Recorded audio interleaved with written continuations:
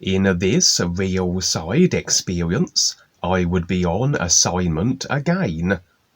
The entirety of everything already is present in the nowness of the isness reality.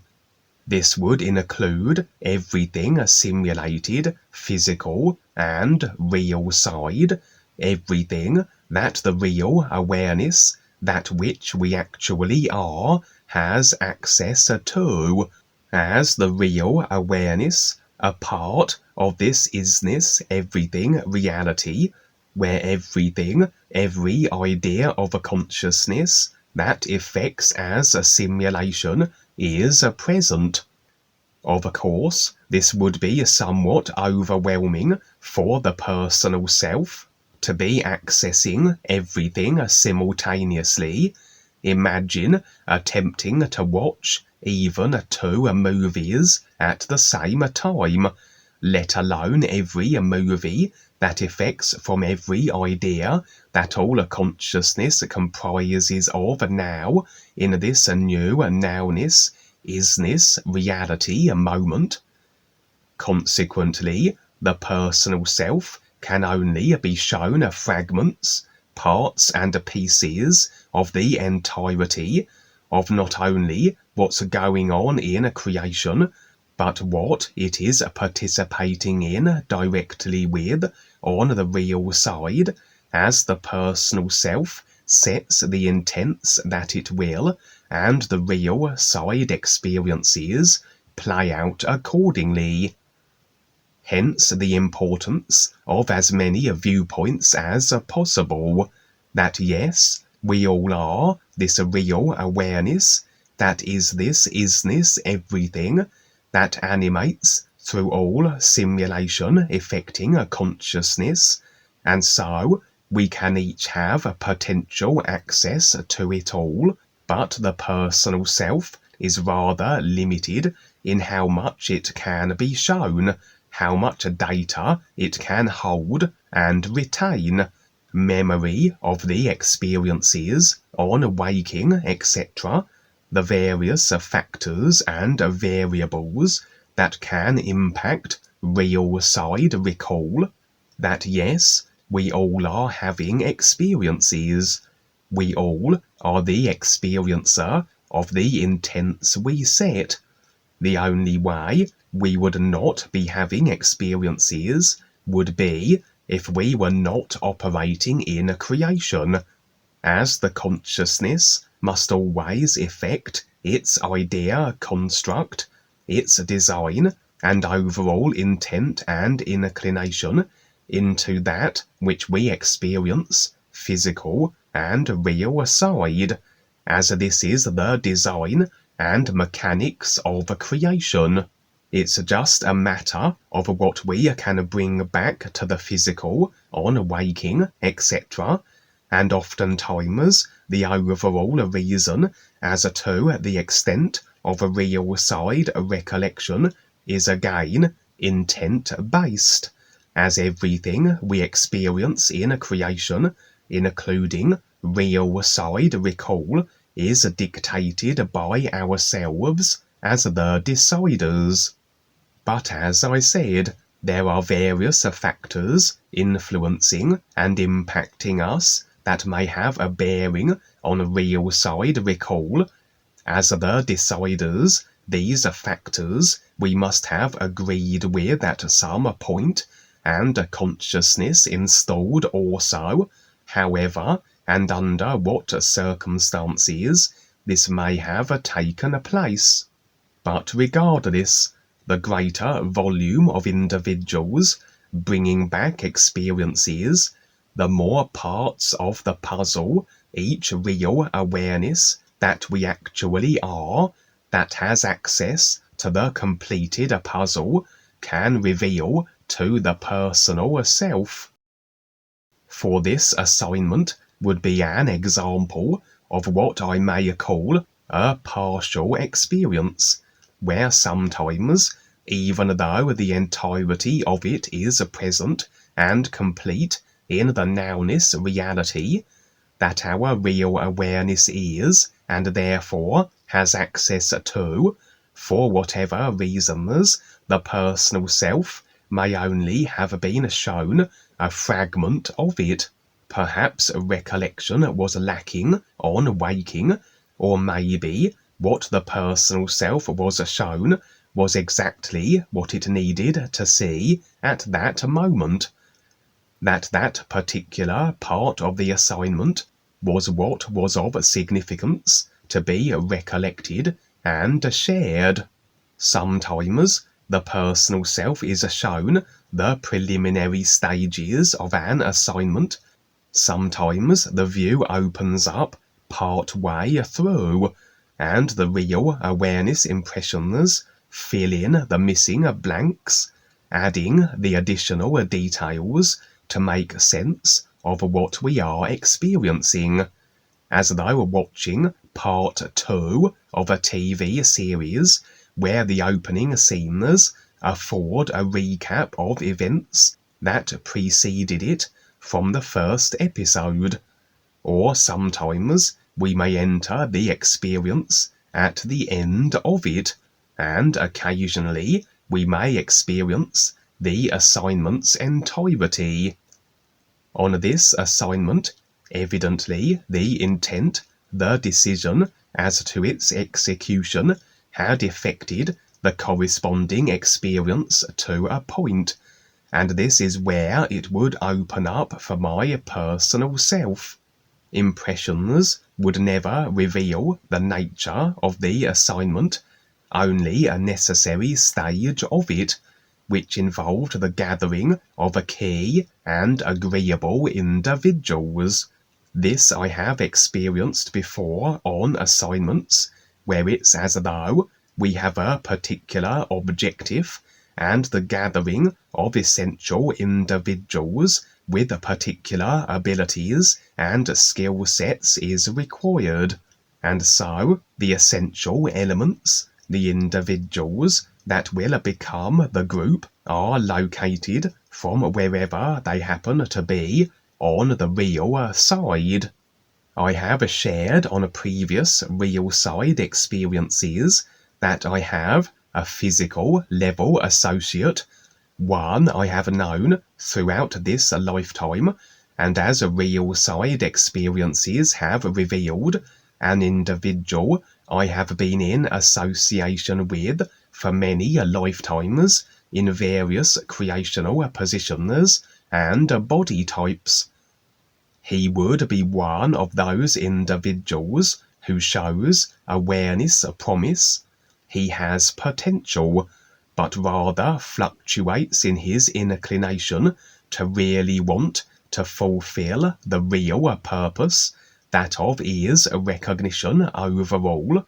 He would show a little inclination of interest with his real awareness and the ears on the physical, though on the real side would he operate in varying capacities, everything from presenting as a disruptive obstacle to being of assistance, and indeed partially participating in assignments that make sense with life on occasion. For indeed it was revealed to me on the real side that this individual is indeed reptilian, although appearing human on the physical, perhaps indicating that which he is projecting himself as through the intents he has set and the ideas he clings to, etc. Nevertheless, also have I shared how many reptilians are getting involved with the guide-backed, life-beneficial galactic endeavours, stepping up and becoming more aware also, as of course the reptilian form is simply another vehicle for real awareness to ultimately recognise the ears through, a real purpose and objective that all real awareness will harbour, irrespective of a created body form and a simulated experience. And indeed, this physical level associate would be one of those I would be gathering as one of my group, a key asset then essential for our assignment, possessing then of a certain skill set, even though it may not be necessarily apparent on the physical, and indeed his personal self may be even unconscious of. Accompanying me, the other individuals of the group I had gathered would number 3, 2 of which were present, but as though remaining somewhat anonymous, in that I would never seemingly pay attention to their appearances. The third would be a female, humanoid in appearance, though her features were oriental. She looked perhaps Chinese, though my impressions suggested she also was reptilian, and I had a sense that the other 2 of the group were reptilian in addition, including my physical level associate, as I said, that seemingly I was putting together a group of StepUP reptilians. The physical level associate, who I will call David, although this isn't his actual name, would be stationed seemingly in a very cold and barren environment. He would be as though guarding an outpost in a region that comprised of icy mountains and entrenched in a deep snow. As a reptilian, even though agreeable to step up for this assignment, as I said, he tends fluctuate with his intent from a personal self to a real awareness, so very much one who is still embedded intent-wise in his physical level and multi-dimensional consciousness-affected positioning, but that is taking tentative, occasional steps beyond it, very much associated with the dark force reptilians then, through his personal self-consciousness, and where he was stationed was a kind of a dark force outpost. So he was very much in the capacity of a reptilian enforcer or a military type, and not a reptilian of a dark force standing or prominence. And although he had been agreeable to accompany my group, he now was displaying reluctance, for to abandon his reptilian posting would carry consequences. Nevertheless, I could see, with a little encouragement, he could be nudged into participating in what would not only benefit life, but himself also. The 2 really are indivisible, as he is a part of life that benefits. However, just as we were about to embark, so several more highly ranked reptilian types would enter the scene, evidently determining that David was about to relinquish his assigned post. Interestingly, I had the impression that although the scene and the individuals involved were reptilian, they were human outwardly appearance-wise, including the officers. The sense was that the setting was in some way Russian-related also. The higher-ranked officers would draw very sophisticated laser-like weapons, intending to bestow extreme terminal measures on David, who they deemed a deserter. However, I would step in, and as they attempted to not only blast David, but myself and the other members of my group, so I would as though deflect their weapons with my hands, that every shot they fired would narrowly miss the intended targets. Real awareness, always affording the simulated self everything required for every eventuality, including weapon deflecting capabilities, and as this continued on for a while, the reptilian officers being rather persistent, I would draw a weapon of my own and empty it into them, dropping the 2 officers instantly.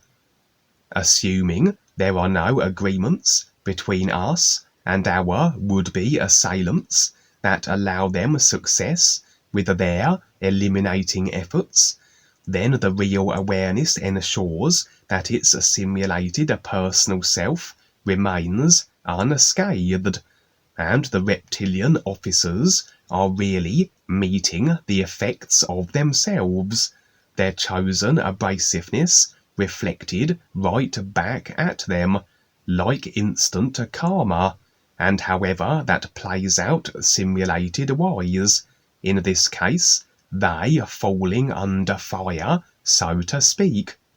Or were we to view this symbolically, not a literal gun exchange, more an exchange of ideas, their dark force idea intents failing to embed themselves, ideas of overall destructiveness that somewhat rebound, as all ideas we do meet the effects of, as though they had put their guns into their own mouths and pulled the triggers. David really had no choice but to proceed now. He would be held accountable for this situation, and so we would leave the outpost. Vacating from the creational position we would have to traverse across a landscape consisting of ice, and my group would proclaim as to how cold the temperature was. As we proceeded, the ice began to thin, then melt and become as a lake of icy water, not so deep that we were submerged or had to swim.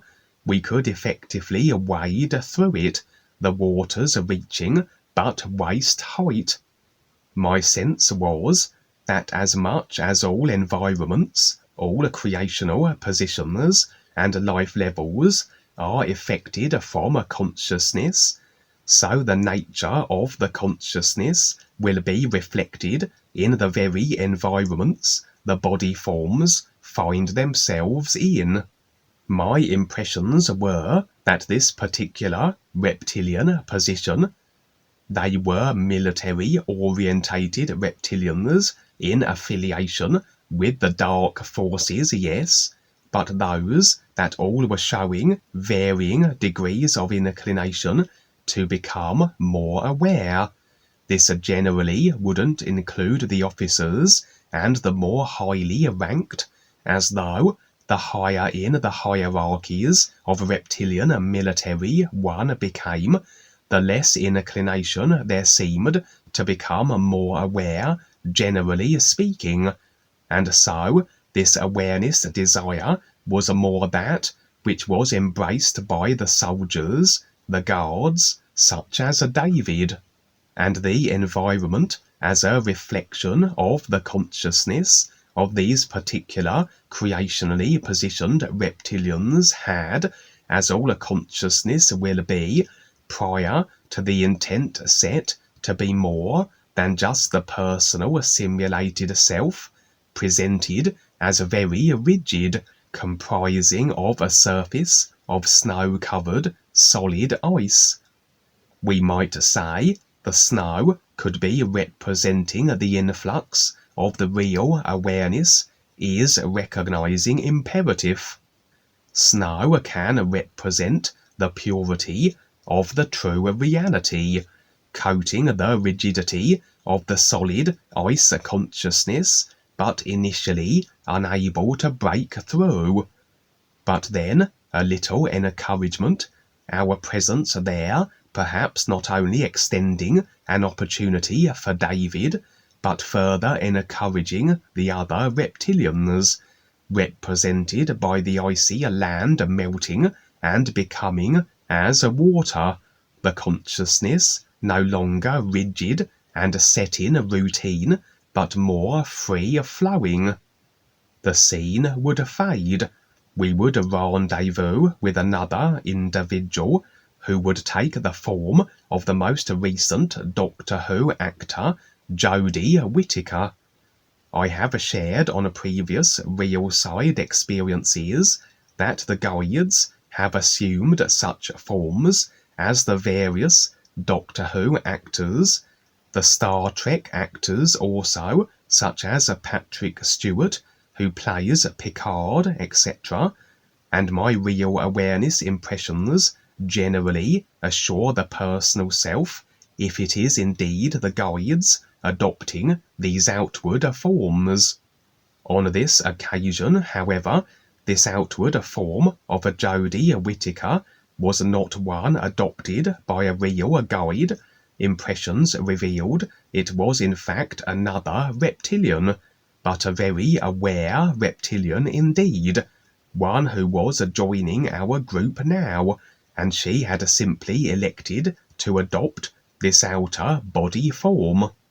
As reptilians are of course master shapeshifters, but shapeshifting ability aside, through real awareness, as we step into the reality of what we really are, so we can alter our simulated forms in any way we choose.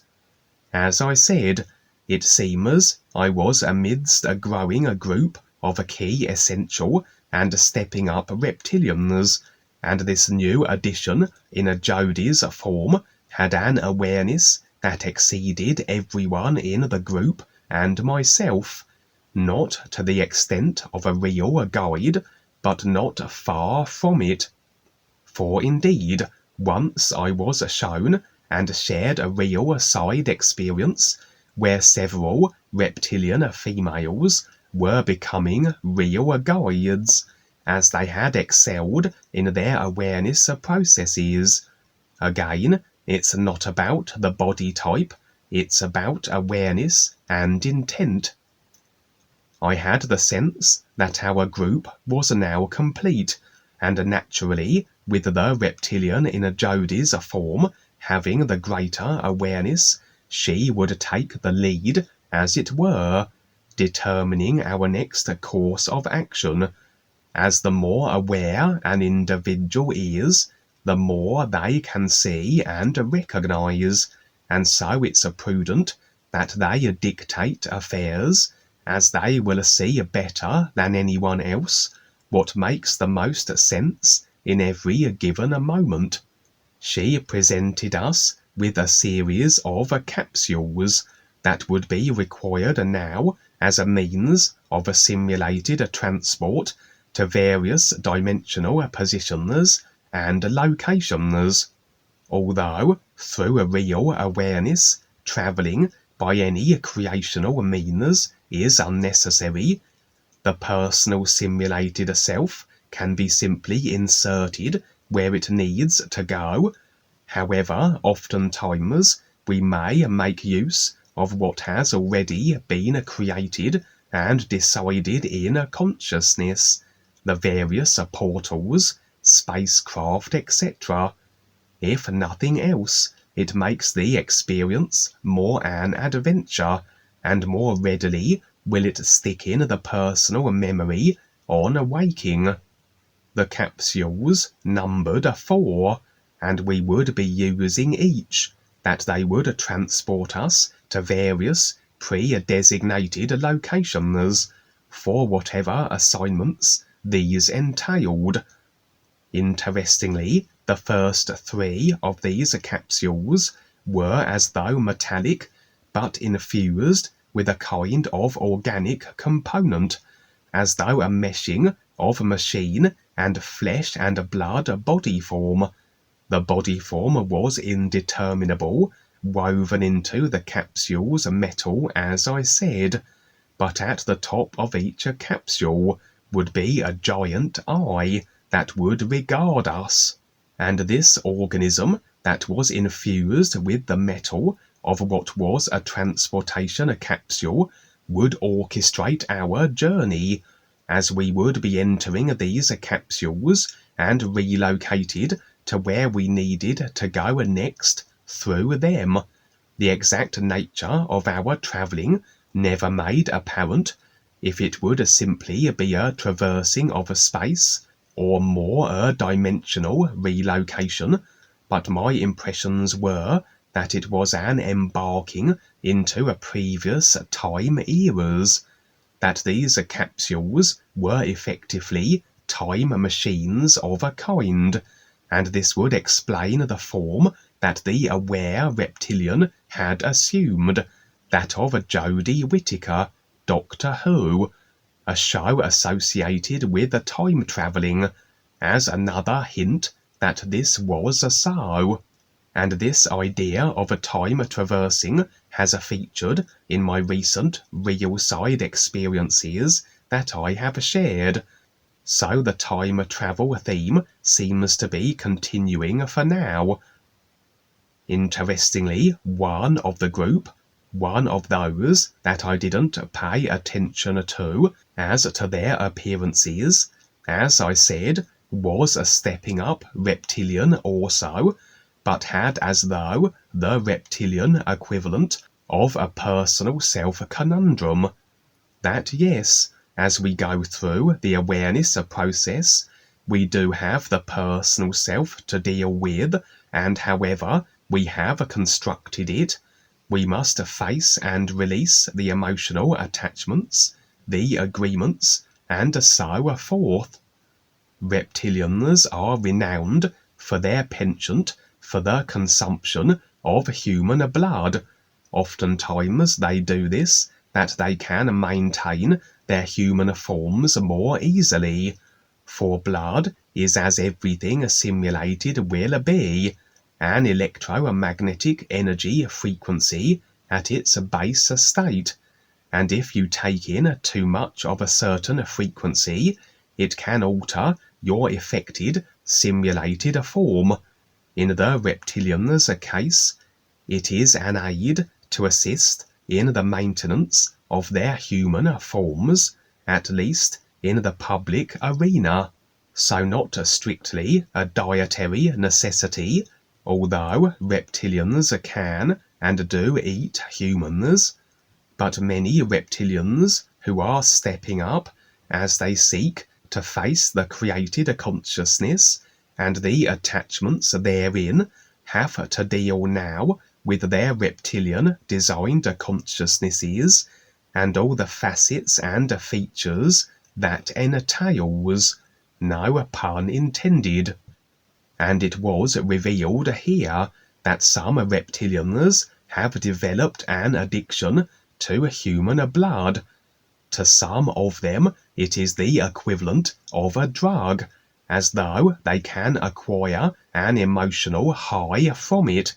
For indeed, during sacrificial ceremonies, so as fear is induced in the victim, so the blood consumed then has a certain quality that to reptilians and dark arts practitioners can be the equivalent of taking a sensation-stimulating drug.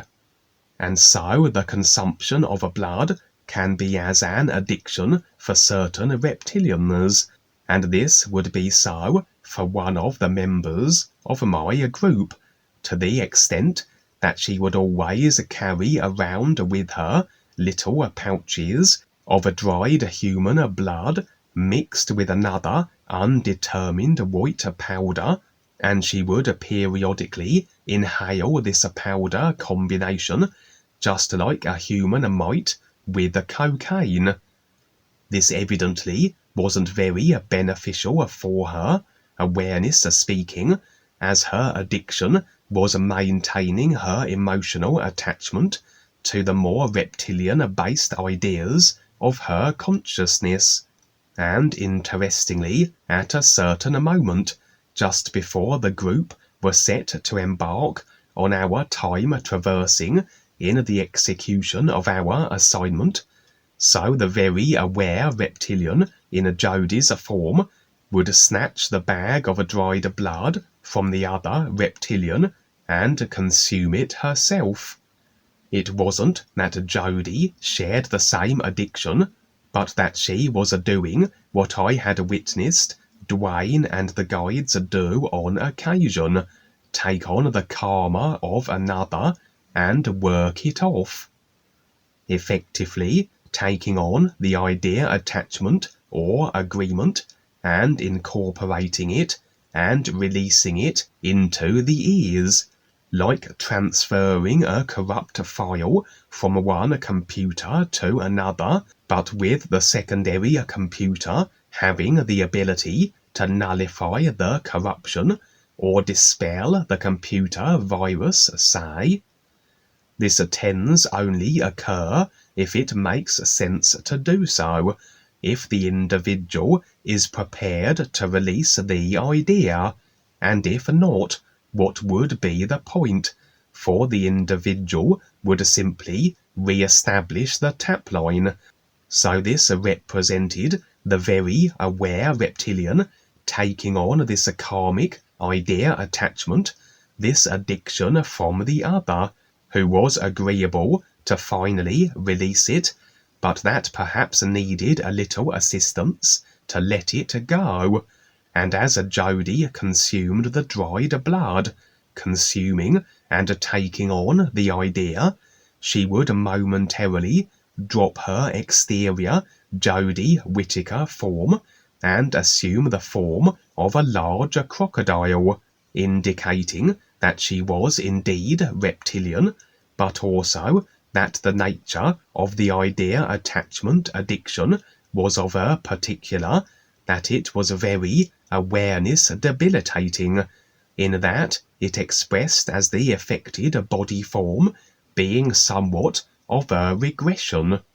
For many a reptilian have I seen on the real side, in a more animal form, that of a snake or crocodile, indicating a regressive body form assumption in keeping with a consciousness of progressively limiting ideas, as the body forms always reflect the consciousness, and we can, through our choices, find ourselves not only as reptilians, but as crocodiles, swamp things, the forms regressing as far as we choose to continuously embrace life-limiting ideas and restricting of ourselves and others' intent inclinations.